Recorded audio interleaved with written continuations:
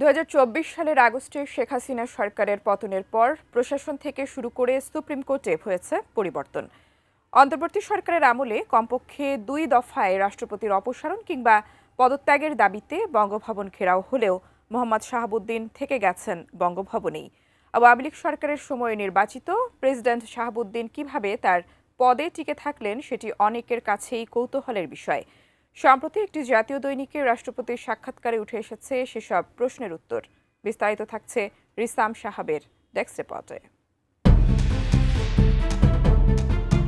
বাংলাদেশের 22তম রাষ্ট্রপতি হিসেবে 2023 সালের 24 এপ্রিল শপথ নিয়েছিলেন মোহাম্মদ শাহাবুদ্দিন। আওয়ামী লীগের প্রার্থী হিসেবে ওই বছরের 13 ফেব্রুয়ারি রাষ্ট্রপতি পদে বিনা প্রতিদ্বন্দ্বিতায় নির্বাচিত হয়েছিলেন তিনি। রাষ্ট্রপতি হওয়ার আগে তিনি আওয়ামী লীগের উপদেষ্টা পরিষদের সদস্য ছিলেন। এখন প্রশ্ন হলো, বিএনপি কেন অন্তর্বর্তী সরকারের ওই সময়কালে রাষ্ট্রপতি পদে মোহাম্মদ শাহাবুদ্দিনের জন্য ঢাল হয়ে দাঁড়িয়েছিল, কিংবা কেন রাষ্ট্রপতি পদে তাকে বহাল রাখতে অনড় ছিল?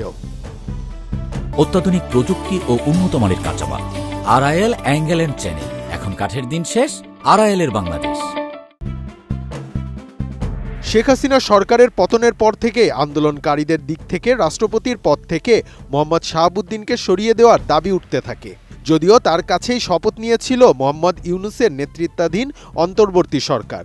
অন্তর্বর্তী সরকার গঠনের 2 মাসেরও বেশি সময় পর দৈনিক একটি পত্রিকায় রাষ্ট্রপতির সাক্ষাৎকার প্রকাশ হয়, যেখানে তিনি দাবি করেছিলেন শেখ হাসিনা প্রধানমন্ত্রীর পদ থেকে পদত্যাগ করেছেন, কিন্তু তার কাছে এ নিয়ে কোনো দালিলিক প্রমাণ নেই। এ ঘটনায় ক্ষুব্ধ হয়ে ওঠে অন্তর্বর্তী সরকার ছাড়াও বৈষম্য বিরোধী ছাত্র আন্দোলন সহ বিভিন্ন সংগঠন। সে সময় রাষ্ট্রপতির অপসারণ বা পদত্যাগের দাবিতে বঙ্গভবনের সামনে অবস্থান নেয় বিক্ষোভকারীরা।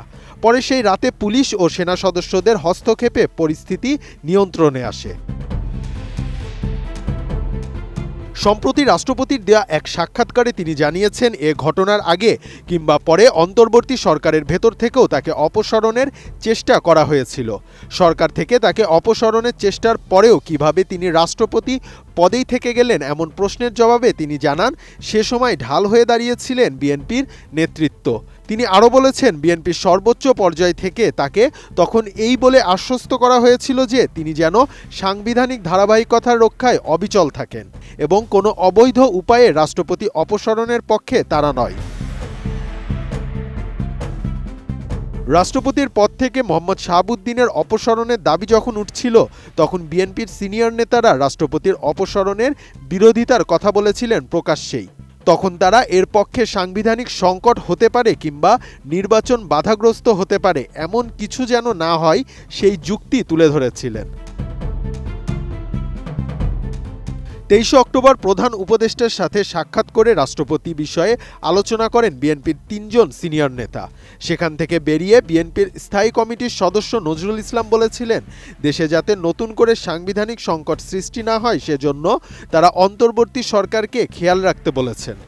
দলটির স্থায়ী কমিটির সদস্য সালাউদ্দিন আহমেদ বলেছিলেন, রাষ্ট্রপতির পদ শূন্য হলে সাংবিধানিক সংকট তৈরি হবে এবং এতে জাতীয় সংসদ নির্বাচন বিলম্বিত হবে।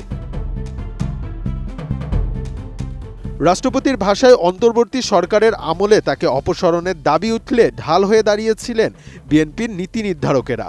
বিশ্লেষণ বলছে, বিএনপির সেই সময়ের এই পদক্ষেপ ছিল রাজনৈতিক ধারাবাহিকতা রক্ষা এবং সাংবিধানিক অক্ষুণ্ণতা ধরে রাখার প্রয়াস। রিসাম সাহাব, এটিএন নিউজ।